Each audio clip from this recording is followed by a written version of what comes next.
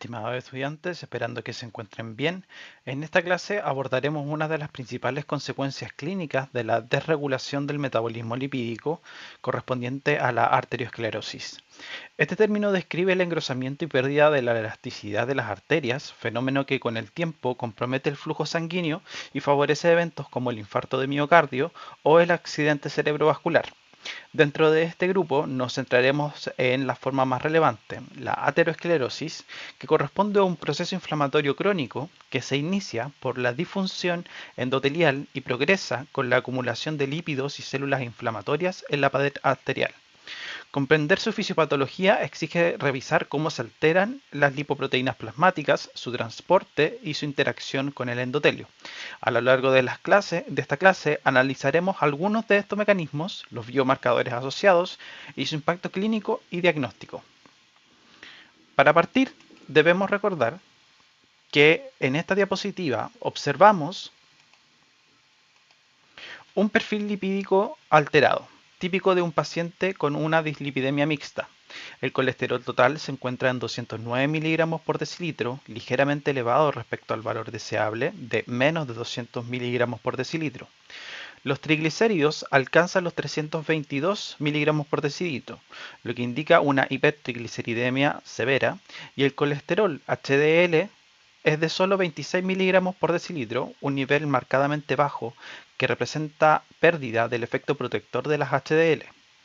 El LDL calculado mediante la forma de Friedewald es de 119 miligramos por decilitro, dentro de un rango limítrofe alto, mientras que el colesterol no HDL, que agrupa todas las lipoproteínas aterogénicas, es de 183 miligramos por decilitro, también elevado.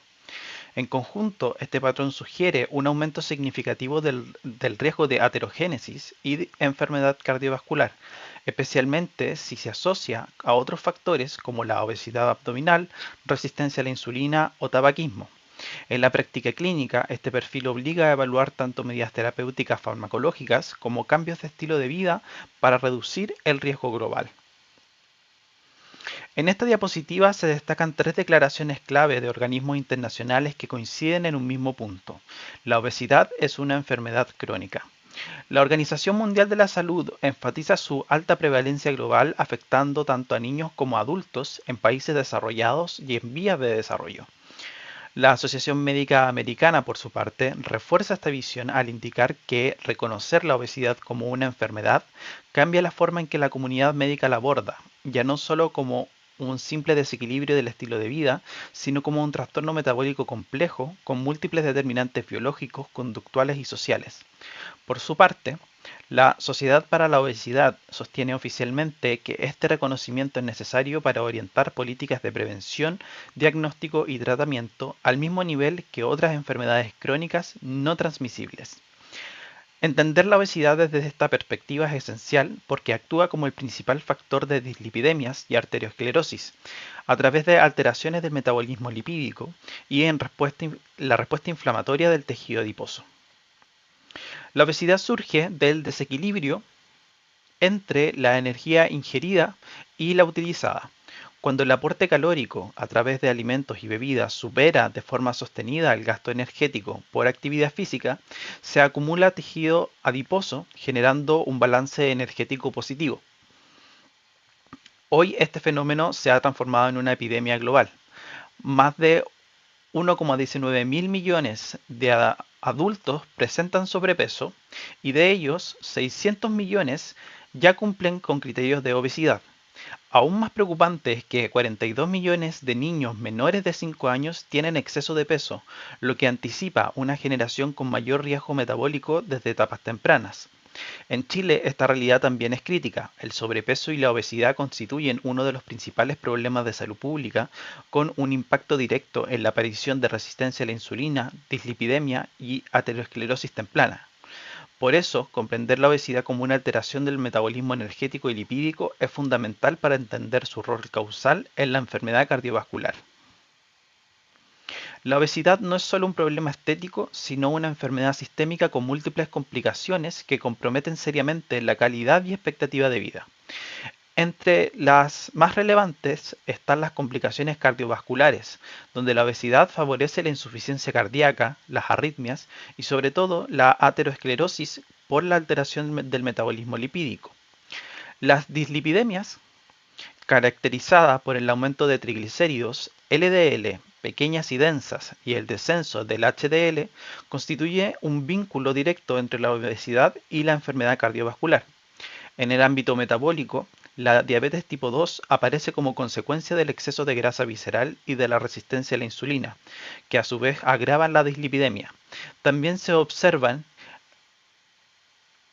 hipertensión arterial, enfermedad renal crónica, apneas del sueño, cánceres relacionados con el exceso de peso y problemas articulares derivados de la sobrecarga mecánica y la inflamación.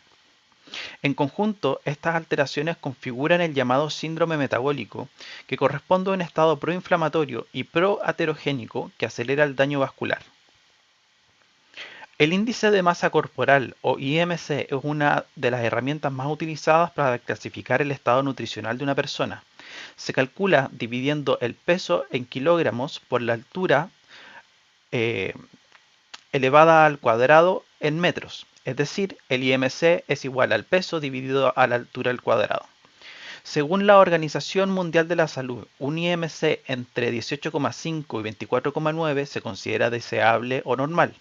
Valores inferiores a 18,5 indican bajo peso, mientras que un IMC entre 25 y 29,9 corresponden a sobrepeso, y 30 o más define obesidad. En el caso de adultos mayores, los puntos de corte se ajustan ligeramente, ya que la composición corporal cambia con la edad. Las proyecciones globales son alarmantes. Se espera que para el año 2025 cerca del 33% de los hombres y el 41% de las mujeres presenten obesidad. Este aumento refleja un cambio epidemiológico profundo y se traduce en una mayor prevalencia de dislipidemias, resistencia a la insulina y arteriosclerosis. En este gráfico observamos la evolución de las tasas de obesidad en distintos países entre 1970 y el año 2030, según datos de la OCDE.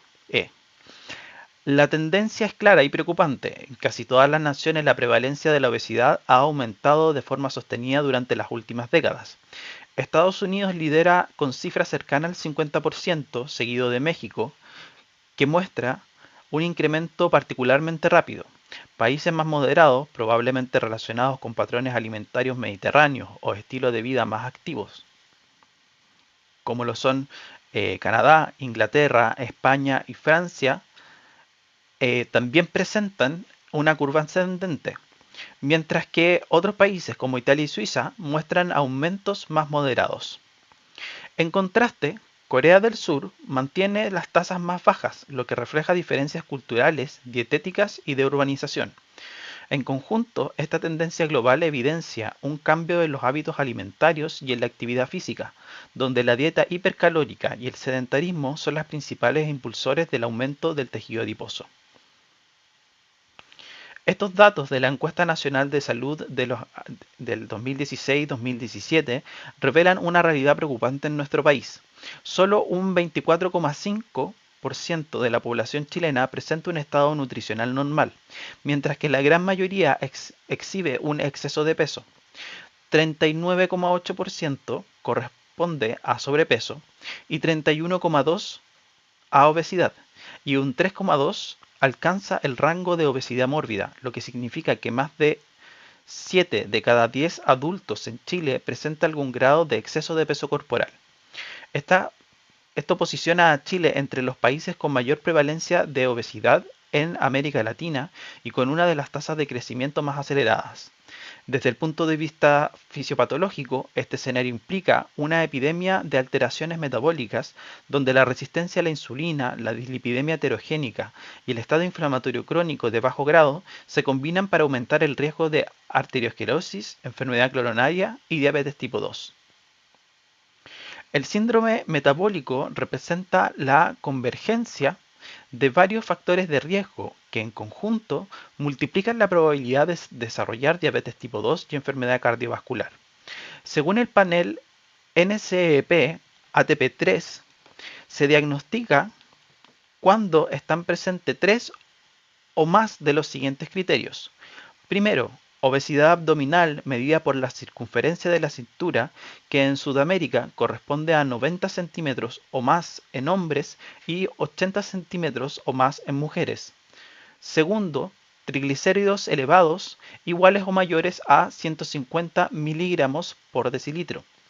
Tercero, un colesterol HDL bajo menor a los 40 miligramos por decilitro y 50 miligramos por decilitro en mujeres, lo que refleja pérdida de la capacidad protectora de las HDL.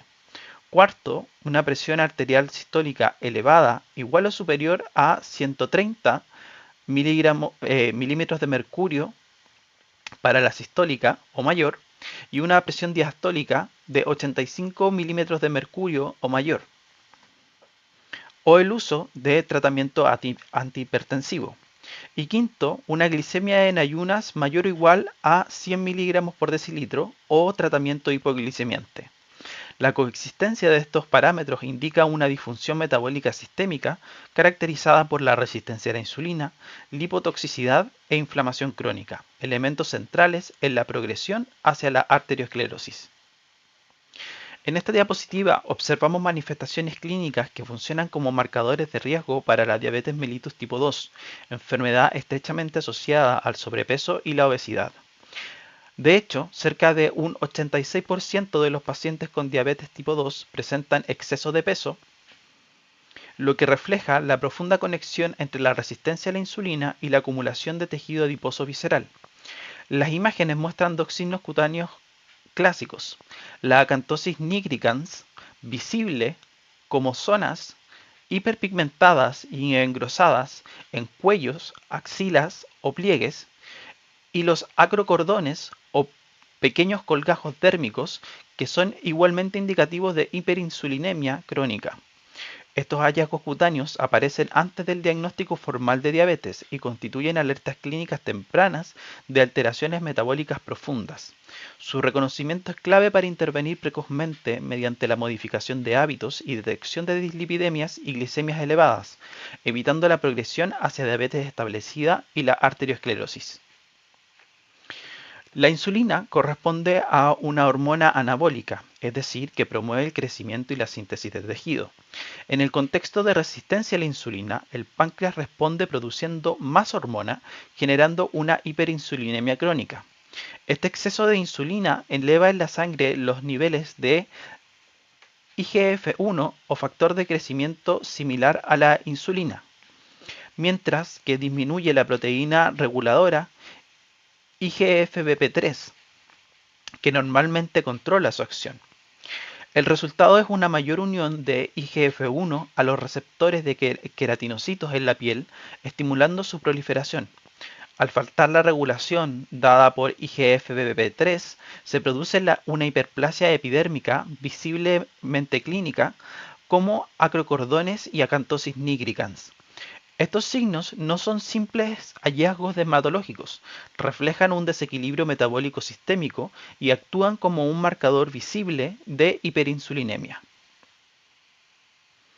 En este esquema se resumen los mecanismos que conectan la obesidad con el riesgo cardiovascular.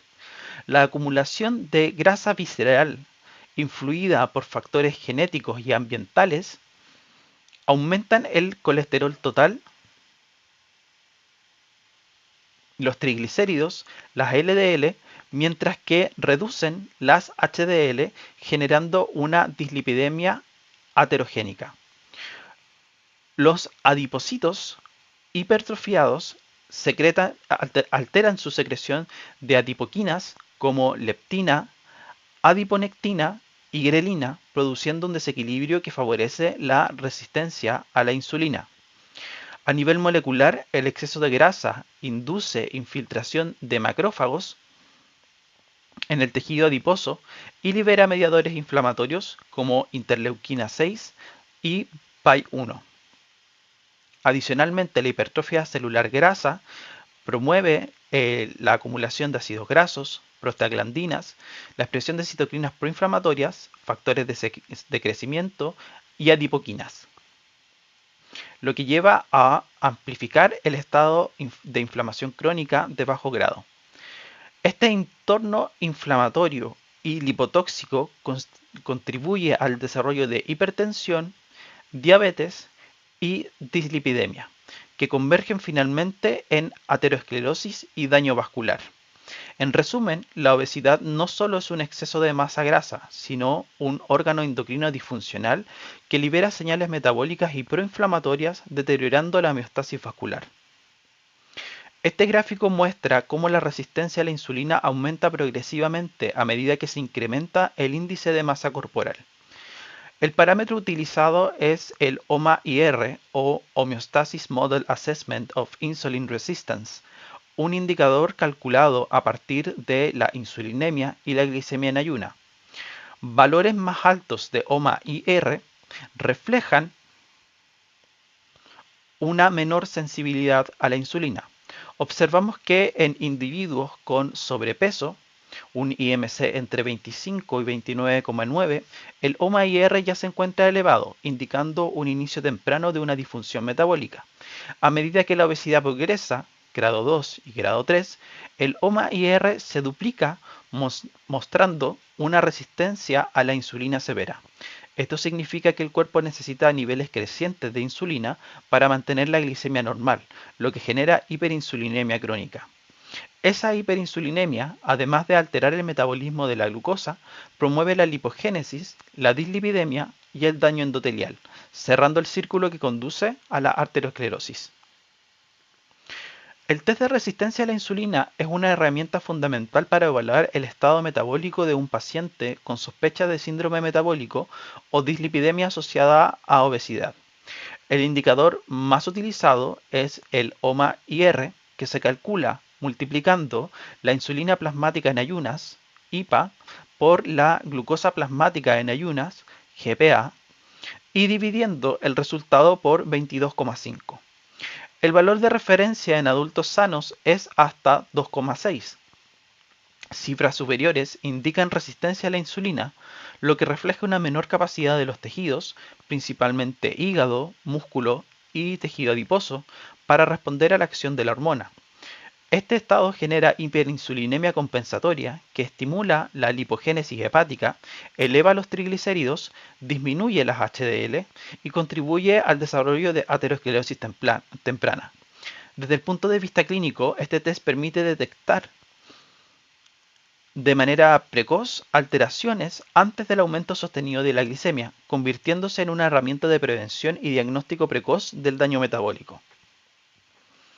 En esta línea de tiempo observamos las principales políticas públicas implementadas en Chile para enfrentar la epidemia de la obesidad y sus consecuencias metabólicas.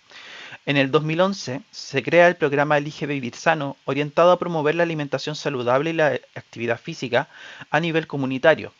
En el año 2012, la Ley de Etiquetado y Publicidad de los Alimentos establece los sellos Alto en y restringe la publicidad dirigida a menores, un hito en la regulación alimentaria mundial.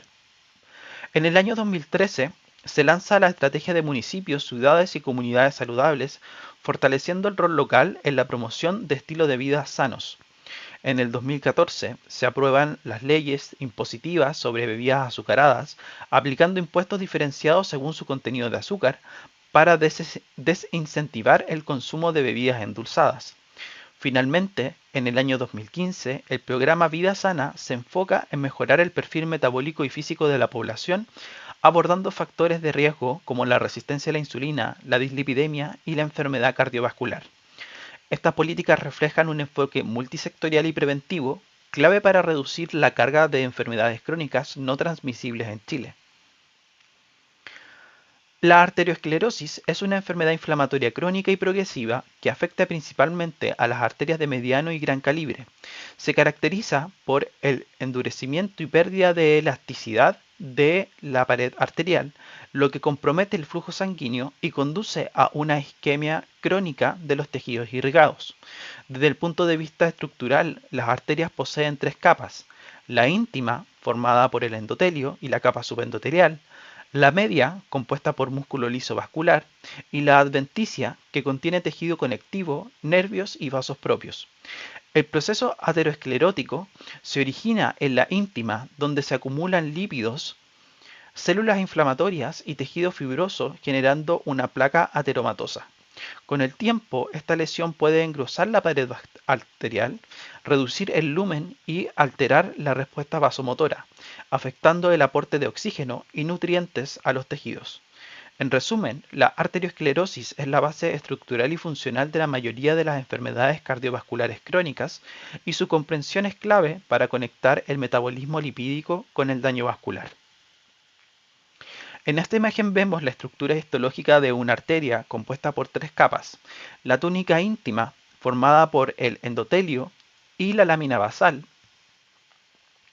la túnica media, rica en células musculares lisas y fibras elásticas; y la túnica adventicia, donde encontramos tejido conectivo, nervios y vasos sanguíneos. La aterogénesis se inicia en la íntima cuando lípidos circulantes, especialmente LDL, atraviesan el endotelio y se acumulan en el espacio subendotelial. A este proceso se suman los factores de coagulación, las células vasculares, como las endoteliares y musculares lisas, y las células inflamatorias, principalmente macrófagos y linfocitos T. Estas células interactúan generando un microambiente inflamatorio crónico, donde se liberan citoquinas, radicales libres y factores de crecimiento que alteran la estructura de la pared arterial. Con el tiempo, esta respuesta adaptativa se transforma en una lesión progresiva, caracterizada por el engrosamiento de la íntima y acumulación lipídica, marcando el inicio de la estría grasa. La arteriosclerosis es un proceso que evoluciona silenciosamente durante años, comenzando con una disfunción endotelial y progresando hacia la formación de placas de ateroma. Estas placas, al crecer, estrechan el lumen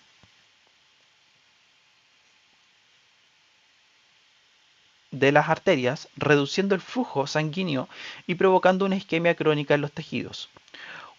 Cuando las placas se ulceran o se rompen, se activa la coagulación, generando un trombo que puede obstruir completamente la arteria. Este evento agudo es la base del infarto agudo del miocardio, el accidente cerebrovascular isquémico o de la isquemia arterial periférica. En la imagen podemos observar cómo una arteria normal se transforma progresivamente en una arteria enferma, con acumulación lipídica y formación de coágulos, lo que finalmente se manifiesta de manera clínica en dolor torácico, angina o infarto. Por lo tanto, la aterosclerosis es una enfermedad inflamatoria y trombótica donde los factores metabólicos, como la dislipidemia, la resistencia a la insulina y la hipertensión, convergen para producir daño vascular irreversible.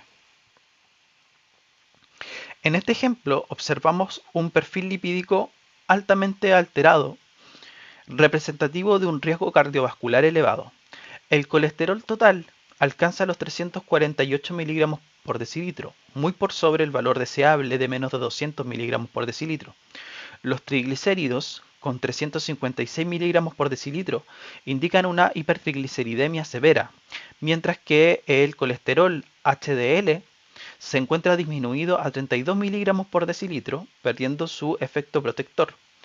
El LDL calculado es de 245 miligramos por decilitro, un valor críticamente alto, y el colesterol no HDL, que agrupa todas las lipoproteínas aterogénicas, llega a 316 miligramos por decilitro, lo que refuerza el alto riesgo de aterosclerosis acelerada. Este patrón de hiperlipidemia mixta se asocia con resistencia a la insulina, síndrome metabólico y obesidad abdominal, y constituye uno de los principales predictores de infarto de miocardio y enfermedad arterial periférica. De acuerdo a las guías del Adult Treatment Panel ATP-3, la intervención terapéutica debe centrarse en reducir el LDL y los triglicéridos, junto con aumentar los niveles de HDL, combinando tratamiento farmacológico y modificación intensiva del estilo de vida. En esta diapositiva distinguimos los factores de riesgo cardiovascular en dos grandes grupos, aquellos no modificables y los modificables. Entre los no modificables encontramos la edad, el sexo, la historia familiar de cardiopatías prematuras, la hipertensión hereditaria y la diabetes mellitus, todos elementos que incrementan el riesgo basal. Los factores modificables, en cambio, son aquellos sobre los cuales podemos intervenir: la obesidad, el tabaquismo, el consumo de alcohol y el sedentarismo, que son pilares del riesgo metabólico actual. La tabla inferior enfatiza condiciones clínicas específicas: hombres mayores de 45 años, mujeres posmenopáusicas sin terapia de reemplazo esterogénico, antecedentes familiares de aterosclerosis clínica en familiares de primer grado,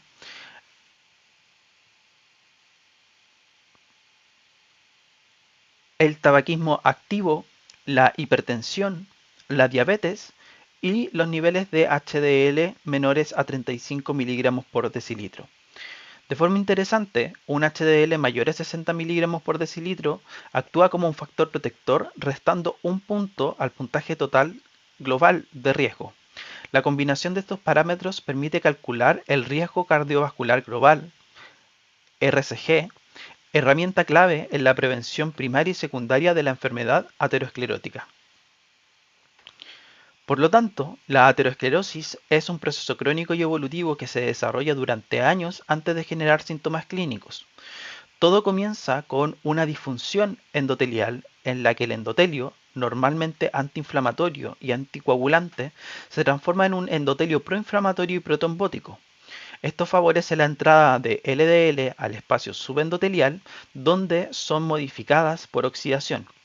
Estas LDL oxidadas activan el endotelio y atraen monocitos y linfocitos T, iniciando la formación de estrías de grasa, la primera lesión visible de la aterogénesis.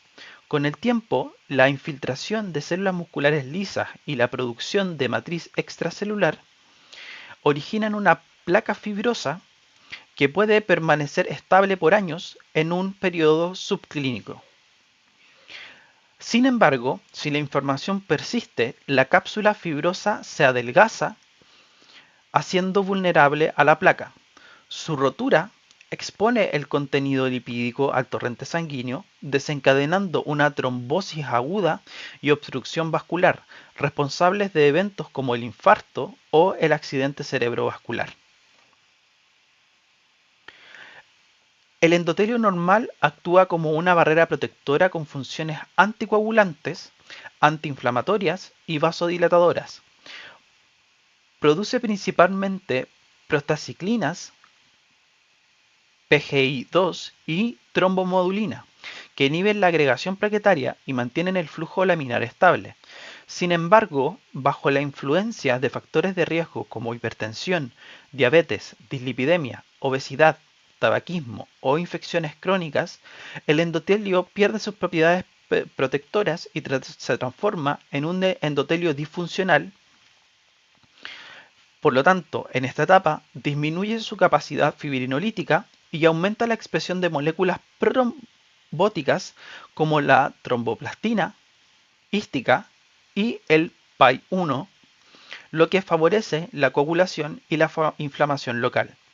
Al mismo tiempo, las LDL penetran en la íntima y sufren oxidación, convirtiéndose en LDL oxidadas, altamente inmunogénicas.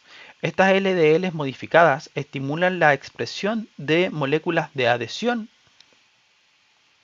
y atraen monocitos y linfocitos T, iniciando el proceso de la aterogénesis temprana. Tras la disfunción endotelial, el endotelio pasa a un estado activado caracterizado por la expresión de moléculas de adhesión que facilitan la entrada de células inflamatorias desde el torrente sanguíneo hacia la íntima arterial. El proceso comienza con el rodamiento de los monocitos sobre la superficie endotelial, mediado por las selectinas P y E y por el factor de von Willebrand, que permiten un contacto transitorio entre célula y pared vascular. Luego ocurre la adhesión firme en la que las moléculas como ICAM1 y BCAM1 se unen a integrinas de los monocitos anclándolos al endotelio. Finalmente, por la acción de señales quimiotácticas como la MCP1, Monocyte Chemioattractant Protein 1, los monocitos atraviesan la pared vascular mediante diapédesis, ingresando a la íntima donde se transforman en macrófagos. Estos macrófagos fagocitan LDLs oxidadas, originando a las células espumosas que constituyen el núcleo inicial de la estría grasa. Este proceso marca el punto de partida de la respuesta inflamatoria crónica que impulsa la progresión de la placa ateromatosa. En esta imagen observamos la aterogénesis temprana, la transformación de los macrófagos en células espumosas. En esta, las LDLs que atraviesan el endotelio son modificadas por la acción de radicales libres, generando LDLs oxidadas, las cuales son reconocidas por los receptores scavenger, SRA, de los macrófagos. Estos macrófagos fagocitan las LDLs oxidadas y acumulan lípidos en su citoplasma, originando las células espumosas que constituyen el núcleo lipídico de la estría grasa. Al mismo tiempo, las células endoteliales, los macrófagos y musculares lisas liberan citoquinas proinflamatorias como la interleuquina 6, TNF-alfa y CD40 ligando, junto con factores de crecimiento y enzimas que estimulan la proliferación y migración de las células musculares lisas hacia la íntima. Estas células producen matriz extracelular, generando un intento de reparación que con el tiempo forma una placa fibrosa. Sin embargo, la acción de las metaloproteinasas puede degradar esta matriz, debilitando la cápsula fibrosa y favoreciendo su ruptura.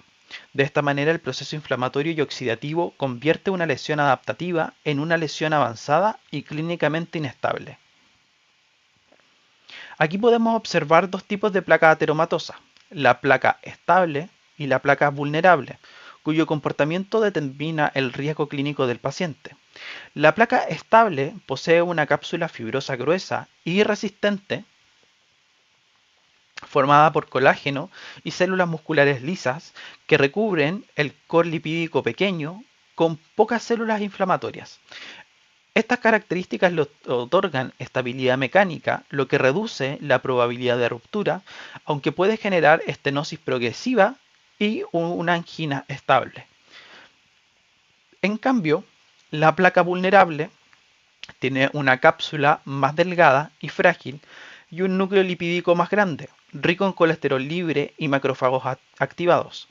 Las metaloproteinasas secretadas por estas células degradan la matriz extracelular, debilitando aún más la pared. Cuando esta cápsula se rompe, el contenido lipídico entra en contacto con la sangre, desencadenando la formación de trombos y eventos agudos, como infarto de miocardio o accidente cerebrovascular. Por lo tanto, más que la cantidad de placa, es su composición y estabilidad lo que define el riesgo de complicaciones cardiovasculares. Aquí podemos ver la evolución temporal de la aterosclerosis desde un vaso normal hasta la ruptura de placa. El proceso se inicia, como habíamos comentado, con la disfunción endotelial desencadenada por la hipertensión, dislipidemia, diabetes, obesidad o tabaquismo. En esta etapa, el endotelio pierde su capacidad protectora y se vuelve proinflamatorio y protrombótico. Luego aparece el endurecimiento de la íntima, producto de la acumulación de lípidos y células inflamatorias, seguido por la formación del ateroma o placa inicial, compuesta por células espumosas, matriz extracelular y colesterol. Con el tiempo, el proceso inflamatorio sostenido transforma esa placa en una lesión inestable, susceptible a la ruptura. Al romperse la cápsula fibrosa, el contenido lipídico entra en contacto con la sangre, generando trombosis aguda y eventos clínicos. El eje común en todas estas etapas es la inflamación crónica, que comienza con la disfunción endotelial y se perpetúa a lo largo de toda la progresión del daño vascular. En esta diapositiva podemos observar cómo la proteína C reactiva es uno de los principales marcadores inflamatorios asociados al riesgo cardiovascular.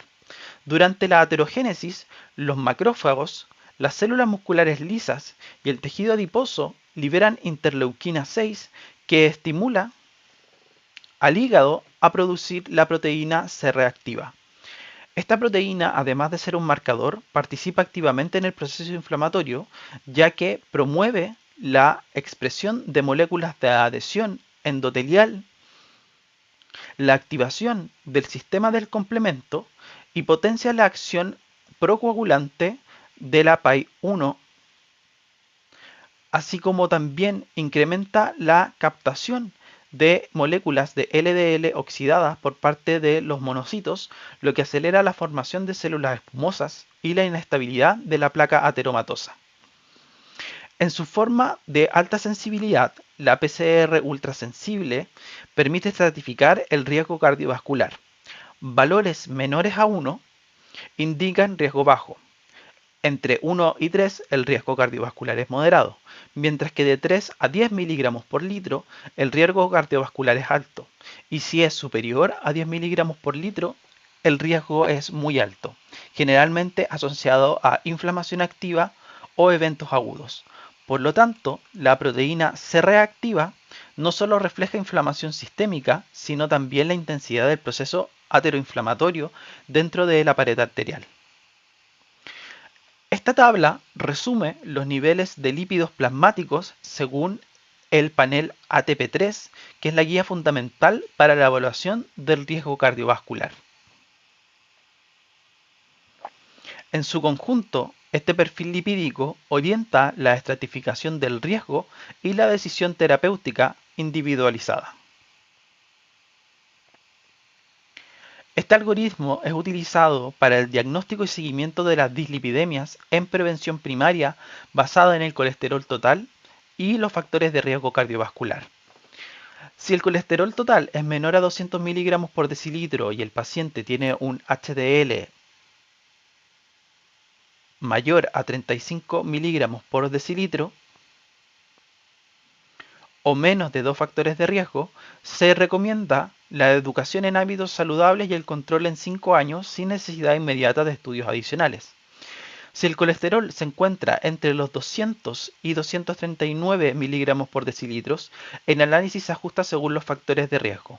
Si el HDL es bajo, igual o menor a 35 miligramos por decilitro y hay 2 o más factores de riesgo, se solicita un perfil lipídico completo para definir la magnitud de la alteración. Finalmente, cuando el colesterol total es igual o superior a los 200 miligramos por decilitro, se debe realizar directamente un perfil lipídico completo, ya que se trata de un valor indicativo de riesgo elevado y requiere evaluación integral de LDL, HDL y triglicéridos. En esta figura observamos la relación directa y logarítmica entre los niveles plasmáticos del colesterol LDL y el riesgo relativo de desarrollar cardiopatía coronaria. La gráfica muestra que a medida que los valores de colesterol LDL aumentan, el riesgo de enfermedad coronaria se incrementa de forma proporcional y sostenida. En términos clínicos, por cada 30 miligramos por decilitro de aumento de colesterol LDL, el riesgo relativo de enfermedad coronaria se eleva aproximadamente un 30%. Esto significa que pacientes con un LDL de 160 miligramos por decilitro tienen casi el doble de riesgo que uno con niveles de alrededor de 100 miligramos por decilitro, mientras que valores superiores a los 190 miligramos por decilitro corresponden a un riesgo muy alto. Por el contrario, mantener un LDL bajo los 100 miligramos por decilitro se asocia a una reducción significativa del riesgo cardiovascular, especialmente en individuos con otros factores predisponentes como diabetes o hipertensión. La determinación del colesterol LDL, la fracción más heterogénica, puede realizarse por métodos directos, aunque en la práctica clínica lo habitual es calcularlo usando la forma de Friedewald propuesta en el año 1972.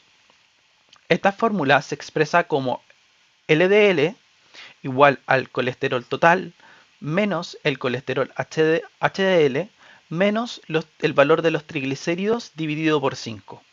El principio es que el colesterol contenido en las VLDL es proporcional a la concentración de triglicéridos dividida por 5, lo que permite estimar el valor de LDL sin necesidad de ultracentrifugación.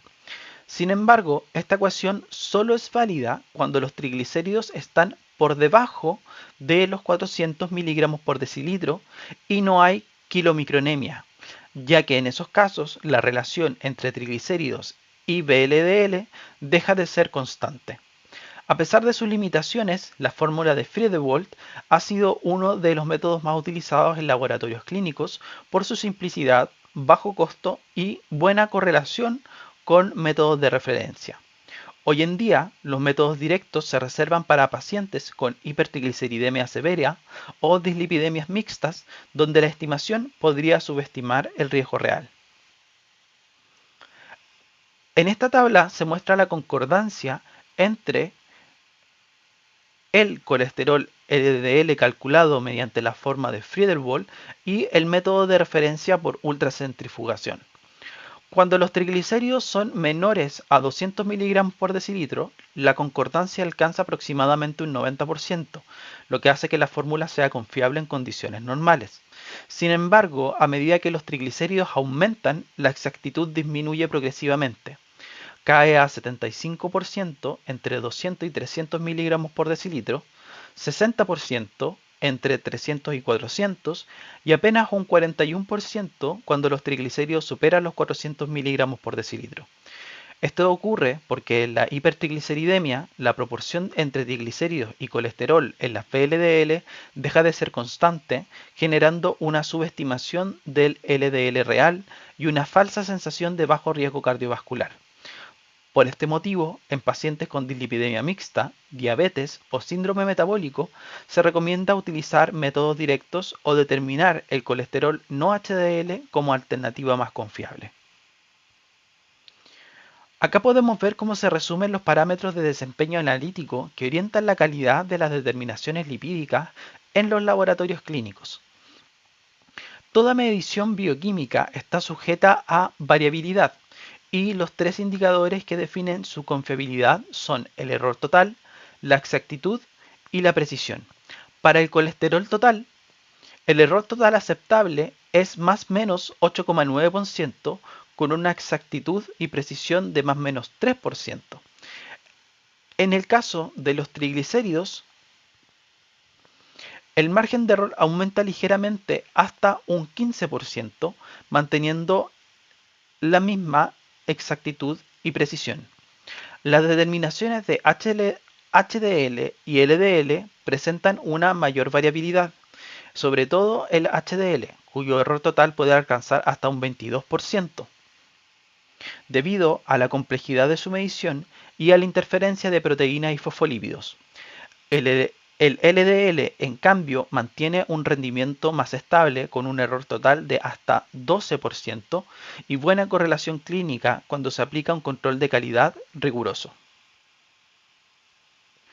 Aquí podemos ver los detalles de las condiciones preanalíticas necesarias para obtener resultados confiables en el perfil lipídico. Primero, la toma de muestra debe tomarse lejos de episodios cardiovasculares agudos o enfermedades intercurrentes, ya que estos pueden alterar transitoriamente los niveles lipídicos. Por ejemplo, un paciente postinfarto, los lípidos pueden mantenerse falsamente bajos hasta 3 meses después del evento. Se recomienda evitar el consumo de alcohol la noche anterior y mantener un ayuno de 12 horas solo cuando se cuantifican triglicéridos.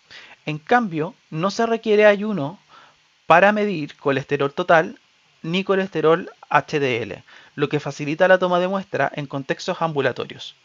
Durante la extracción se debe evitar la estasis venosa prolongada, ya que puede concentrar las proteínas plasmáticas.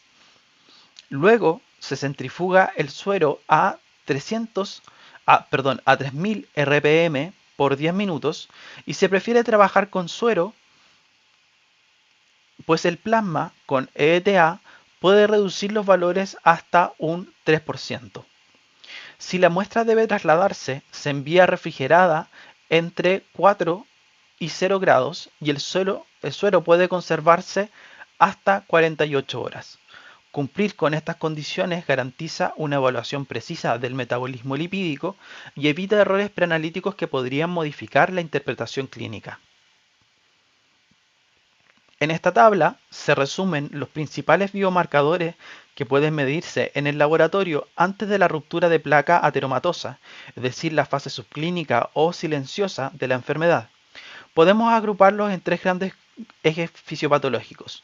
Los marcadores lipídicos, como LDL, ApoB y colesterol no HDL, que reflejan la carga de partículas aterogénicas, siendo los blancos primarios de tratamiento hipolipemiante.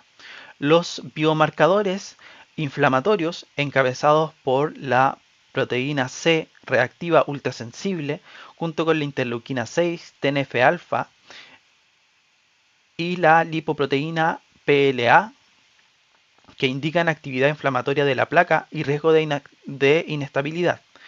Tercero, los marcadores de disfunción endotelial y estado protrombótico, como la PAI-1, fibrinógeno, el factor de von Willebrand y la microalbuminuria, que evidencian daño vascular temprano y riesgo de trombosis.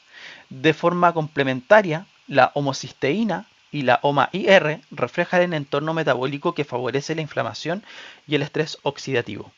En conjunto, estos biomarcadores permiten identificar el riesgo cardiovascular antes del evento clínico.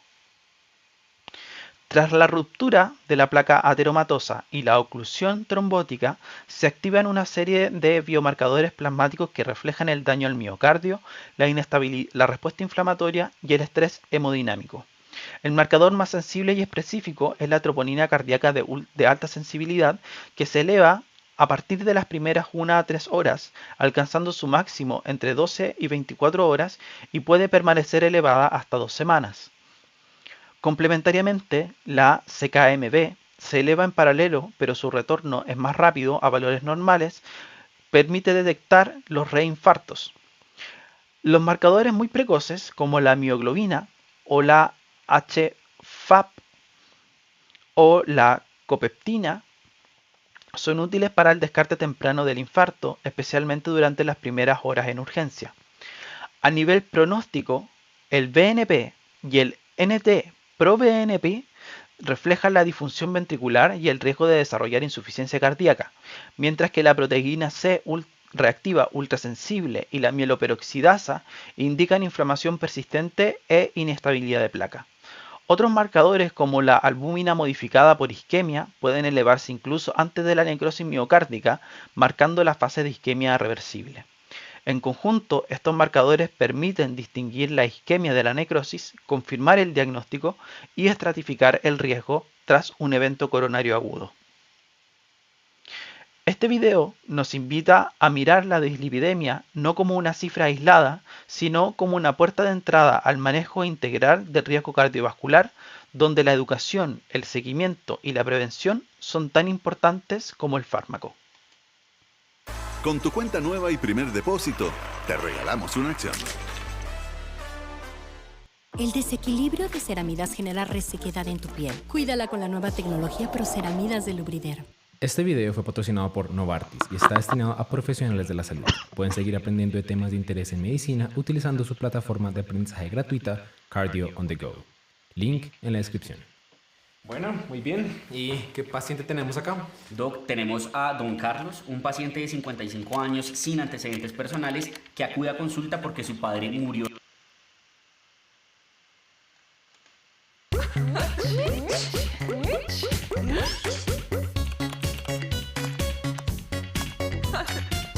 Despacho gratis sobre 49.990 pesos.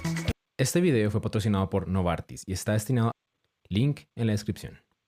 Bueno, muy bien. ¿Y qué paciente tenemos acá? Doc, tenemos a don Carlos, un paciente de 55 años sin antecedentes personales que acude a consulta porque su padre murió recientemente de un infarto a los 80 años.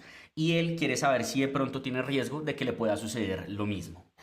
¿Y qué opina? Pues creería que no, que nada. Recomendaciones de estilo de vida saludable y para la casa. Bueno, pues si bien aunque este paciente está aparentemente sano, igual hay que considerar una evaluación del riesgo cardiovascular y no sobra descartar patologías como la dislipidemia. De hecho, las guías europeas dejan claro que en pacientes mayores de 40 años deberíamos de considerar hacer una evaluación formal del riesgo cardiovascular. Exactamente, es un mensaje fundamental que a muchísimos médicos se nos olvida.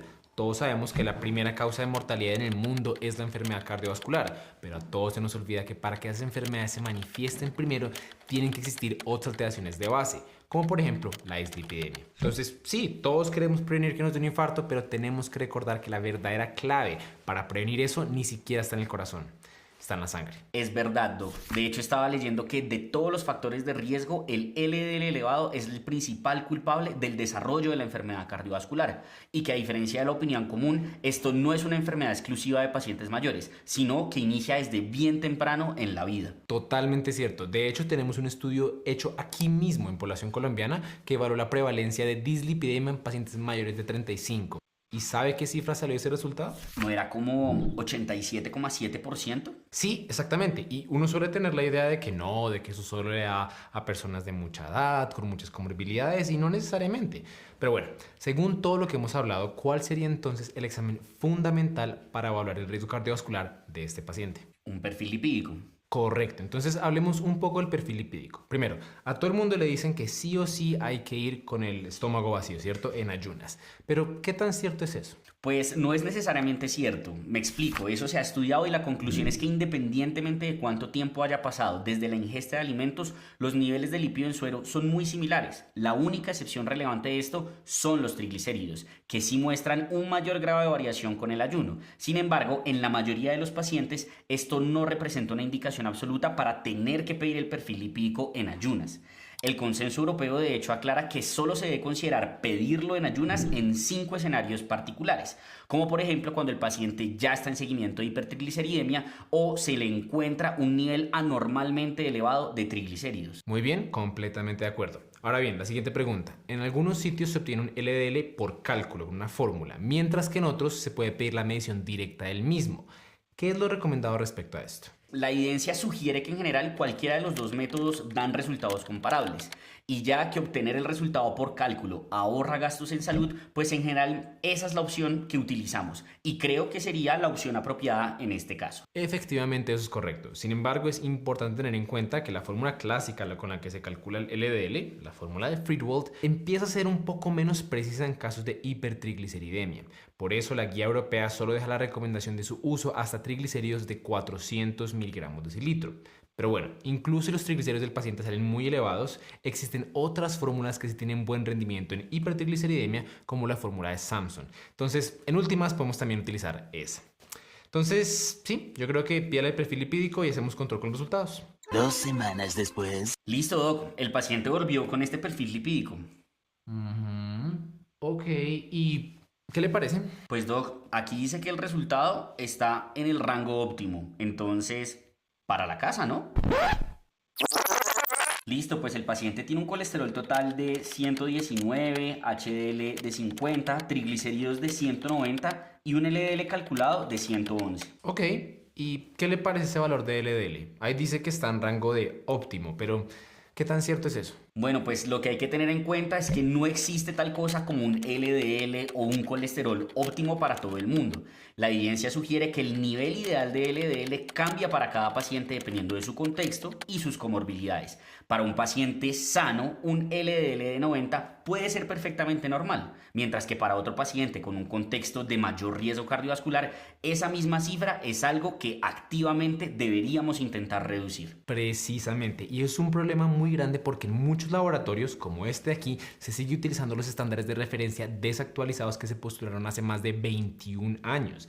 De ahí es donde sale el famoso óptimo y subóptimo. Pero sí, tal como lo acabo de explicar, no hay tal cosa como valores óptimos y subóptimos para todo el mundo. Se debe individualizar.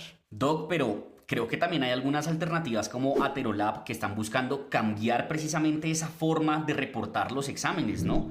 Que en vez de óptimo o subóptimo se pongan las metas de LDL para cada tipo de riesgo cardiovascular y así, si el paciente sabe su categoría, sabe cuál es el valor indicado para él. Sí, totalmente cierto, y me gusta mucho que haya introducido eso del riesgo, porque de hecho es el primer paso que uno tiene que hacer siempre, calcular el riesgo cardiovascular. Entonces, ¿cómo vamos a hacer eso con este paciente? Pues, profe, la vieja confiable, calculémosle el Framingham. Con tu cuenta nueva y primer depósito, te regalamos una acción. Level, fragancias Flair, aromas florales frutales para las mujeres inspiradoras y sofisticadas. Pues profe, existen muchas escalas para calcular el riesgo, pero lo importante cuando las vamos a utilizar es verificar que se hayan validado en la población en la cual se la queremos aplicar. En nuestro caso sería la población colombiana. De las actualmente validadas tenemos el Framingham, pero es importante recordar que para que esta sea aplicable tenemos que utilizar un factor de corrección de 0,75. También estuve leyendo que recientemente se validó una escala de la baja llamada la ASCVD que muestra un mejor rendimiento para nuestra población. Entonces yo me inclinaría por esa. Muy bien, eso es cierto, pero también es importante recordar que no a todos los pacientes se les tiene que calcular el riesgo a través de escalas, ya que algunos pacientes solo por sus antecedentes entran automáticamente en un riesgo alto o muy alto. Ahí tenemos, por ejemplo, a los pacientes con enfermedad cardiovascular establecida, con hipercolesterolemia familiar, con diabetes mellitus tipo 2 con daño orgánico o aquellos con enfermedad renal crónica con TFG menor a 45 o con proteinuria. Pero bueno, ¿has escuchado la escala Hearts? Sí, esa es una escala creada por la OPS y de hecho se creó utilizando población latinoamericana, incluyendo pacientes colombianos. Entonces, pues es otra opción que podríamos considerar utilizar. Correcto. Pero bueno, el mensaje general es que no se nos debe olvidar calcular el riesgo, ¿cierto? Sea esto ya con una escala o con otra, pues es una discusión aparte. Pero lo esencial es hacerlo. Así pues, calculémosle a este paciente usando el ASCVD. El primer ítem que tenemos en la escala es la edad. 55 años. Ok. Raza. Mestizo. Muy bien. Tensión arterial sistólica. Medio 110. 110. ¿Tiene diabetes? No. ¿Fuma? Don Carlos, ¿usted fuma? Sí, doctor, a veces. Perfecto. Eso nos da entonces un riesgo cardiovascular del 8%. ¿Qué significa eso? Bueno, ese porcentaje significa la probabilidad de tener un evento cardiovascular mayor, es decir, un infarto agudo de miocardio, ACV no fatal o muerte cardiovascular, y lo predice a 10 años. Ahora bien, la forma de interpretar este porcentaje depende de la guía que uno analice, pues cada guía tiene sus puntos de corte para cada categoría. Sin embargo, si utilizamos la guía europea, que creo yo es una de las más prácticas y proactivas, las categorías que tendríamos serían las siguientes. Los pacientes de bajo riesgo son aquellos que tienen un riesgo menor al 1%. Los de riesgo intermedio son aquellos que tienen entre 1 y 5%, y los de riesgo alto van a ser aquellos que tienen un riesgo entre el 5 y el 10%. Y tienen una categoría de muy alto riesgo, que son aquellos pacientes con un score o un puntaje mayor al 10%. Excelente. Entonces, lo siguiente que uno tiene que saber es que para cada categoría de riesgo hay unas metas, ¿verdad? ¿Cómo funciona eso? Sí, doc. Para pacientes de riesgo bajo, la meta es un LDL por debajo de 116. Para riesgo intermedio, un LDL por debajo de 100. Para riesgo alto, 70 sería la meta. Y para riesgo muy alto sería 55. Con tu cuenta nueva y primer depósito, te regalamos una acción. Y para riesgo extremo, que es una categoría que no habíamos mencionado, pero es en pacientes que ya han tenido eventos vasculares recurrentes, la meta va a ser de 40 miligramos por decilitro. Como este paciente nos dio riesgo alto, la meta sería entonces bajarlo a 70 miligramos por decilitro. ¿70? Uy, doctores, pero eso está como muy bajito, ¿no? ¿Eso no es peligroso? No, don Carlos, no se preocupe. Lo que nos han mostrado los estudios es que bajar el LDL no solo no es riesgoso, sino que entre más lo bajamos, más beneficio se observa por una reducción lineal precisamente en el riesgo cardiovascular. Sí, don Carlos. De hecho, bajarle el LDL no solo va a prevenir que le pueda dar un infarto en el futuro, sino que si ya hay algo de placa ateromatosa, de grasa en las arterias en usted, lograr un LDL por debajo de 70 ha demostrado que logra detener el crecimiento de esa placa. Y cuando lo bajamos por debajo de 60, no solo se detiene el crecimiento de la placa, sino que la placa empieza a disminuir de tamaño. Uy, no sé, doctor, pero es que 70 sí me parece bajito. ¿Qué tal que me pase algo? No se preocupe, don Carlos. Hay estudios que de hecho han bajado el LDL de los pacientes por debajo de hasta 30 miligramos de cilitro. Y en general la evidencia hasta el momento no ha demostrado que una reducción así de severa aumente la probabilidad de eventos adversos. De hecho es todo lo contrario. Mientras más bajamos, mejor parece. Sí, don Carlos, tan es así que de hecho en pacientes con riesgo alto como usted, además de la meta de 70 miligramos por decilitro, no solo queremos llegar a ese número, queremos reducir en total el 50% de su valor inicial de LDL. Ah, bueno, doctores, si es así, pues bájemelo entonces. Listo, perfecto. Entonces ahora la pregunta del millón es ¿cómo vamos a lograr esa reducción del LDL? ¿Estilo de vida? ¿Medicamentos? ¿Qué opina? Pues profe, yo sé que la guía indica que pacientes de alto riesgo uno debería iniciar con estilo de vida sumado a farmacoterapia, pero no sé, yo veo a don Carlos muy joven y sano para estar poniéndole medicamentos. ¿Por qué no intentamos primero estilo de vida y si no funciona, ahí sí le ponemos el medicamento? Bueno, pues lo que hay que saber es que todos los pacientes, sin importar su categoría de riesgo, se benefician de cambios en el estilo de vida.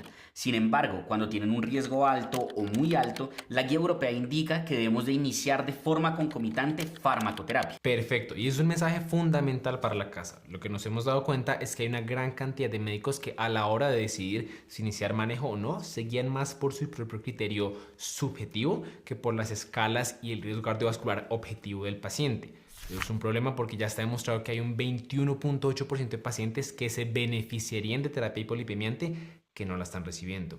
Esos pacientes son los que pasan los años y la aterosclerosis va creciendo y creciendo y nosotros aquí cruzados de brazos. Entonces sí, hay que reducir esa fricción terapéutica y mandar manejo cuando realmente está indicado, como en este caso. Y eso me lleva entonces a la siguiente pregunta. ¿Qué medicamento le iniciamos a don Carlos? En general, la primera línea de manejo son las estatinas, pero hay que tener en cuenta, como dijimos ahorita, que don Carlos no solo tenemos que llegar a esa meta de 70, sino que tenemos que reducir el 50% del valor de su LDL y no cualquier régimen de estatinas va a lograr esto. A él nos tocaría darle un régimen de estatinas de alta intensidad y los únicos que existen actualmente son rosuvastatina de 20 a 40 miligramos y atorvastatina de 40 a 80 miligramos. Muy bien, ¿y qué opina, por ejemplo, de iniciar de entrada terapia dual? Es decir, estatina más ezetimibe. En el momento no hay ninguna recomendación formal en las guías que avale iniciar de entrada los dos medicamentos, pero lo que sugiere la evidencia es que quizá en aquellos pacientes en que uno anticipa que la estatina no va a ser suficiente, se puede considerar hacer uso de la terapia dual desde el inicio. Pero una pregunta, Doc. Digamos que este paciente hubiera sido de riesgo intermedio, donde las guías dan la recomendación de considerar el tratamiento farmacológico. ¿Qué hubiéramos hecho ahí? Muy buena pregunta. Ahí en general lo que las guías recomiendan es que se busquen modificadores del riesgo para asegurarse que el paciente no esté clasificado como intermedio cuando en realidad es de alto riesgo. De hecho, hay una tabla en las guías americanas donde aparece esta lista con muchos de los factores. ¿Sabe qué? Aquí se la mando. Aquí efectivamente veo que ponen ítems como historia familiar de enfermedad cardiovascular prematura, enfermedad renal crónica, VIH, enfermedades autoinmunes u otros síndromes inflamatorios crónicos. Profe, pero aquí no veo nada del score de calcio. Eso sí lo utilizamos. Sí, claro que sí. Precisamente es en estos pacientes de riesgo intermedio que no tienen enfermedad cardiovascular conocida en donde uno consideraría utilizarlo. De hecho, dato curioso, se ha demostrado que este score de calcio tiene un mejor rendimiento en la reclasificación de los pacientes que otras evaluaciones muy famosas como la PCR ultrasensible o el grosor de la íntima media carotidia. Entonces, claro que sí, si este paciente fuera de riesgo intermedio, podríamos considerar hacerle un score de calcio. Ok, entiendo. Pero bueno, en este caso sí vamos a iniciar la estatina de alta intensidad. ¿Y en cuánto tiempo le hacemos seguimiento a ver si llegó a la meta? Bueno, según las guías, el seguimiento se debe hacer cada 4 a 6 semanas. Ahora bien, teniendo esto en cuenta, mi siguiente pregunta es esta. Digamos que en el control el paciente llega y nos damos cuenta que efectivamente llegó a metas, que el colesterol le bajó, digamos, a 50 miligramos de litro. ¿Qué hacemos ahí? Bueno, pues como llegó a metas, podríamos desescalar la terapia, ¿no? Tal vez de pronto reducir la dosis. Bueno, si llega a metas, lo que hay que hacer es continuar el manejo. Y si no ha llegado, ahí consideramos añadir las siguientes líneas de manejo farmacológico, que serían ezetimibe como segunda línea y las terapias dirigidas al PCSK9 como tercera línea. Excelente. ¿Alguna duda, don Carlos? Bueno, doctor, pues a mí todo me quedó bastante claro, pero sí le tengo una preguntita. Lo que pasa es que mi sobrino estudia medicina. Él ahorita va a comenzar el internado Y pues yo creo que él no sabe todo esto. ¿Hay algún sitio donde él pueda aprender todo lo que ustedes están hablando? Bueno, don Carlos, si quiere le puede decir a su sobrino que hay una plataforma llamada Cardio on the Go, que es un ecosistema digital completamente gratuito en donde él puede encontrar artículos, estudios clínicos, guías prácticas y los avances más recientes en el diagnóstico y tratamiento de las enfermedades cardiovasculares, como por ejemplo en su caso la dislipidemia. Sí, de hecho hace poco nosotros publicamos hay un caso clínico de manejo de dislipidemia en pacientes con enfermedad cardiovascular establecida. Ahí revisamos y concretamos los puntos más importantes en el abordaje de estos pacientes, tal como lo hicimos ahorita. Entonces, si su sobrino o cualquier otro profesional de la salud quiere seguir aprendiendo, solamente debe usar el link en la descripción y crear una cuenta en Cardio on the Go. Vea pues, muy bueno, pero ¿y es gratis? Obvio.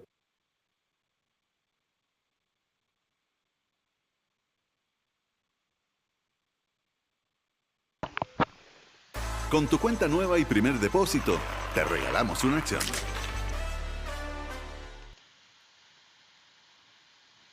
Estimados estudiantes, esta es la bibliografía que les recomendamos revisar para profundizar en la materia que hemos visto hasta este punto.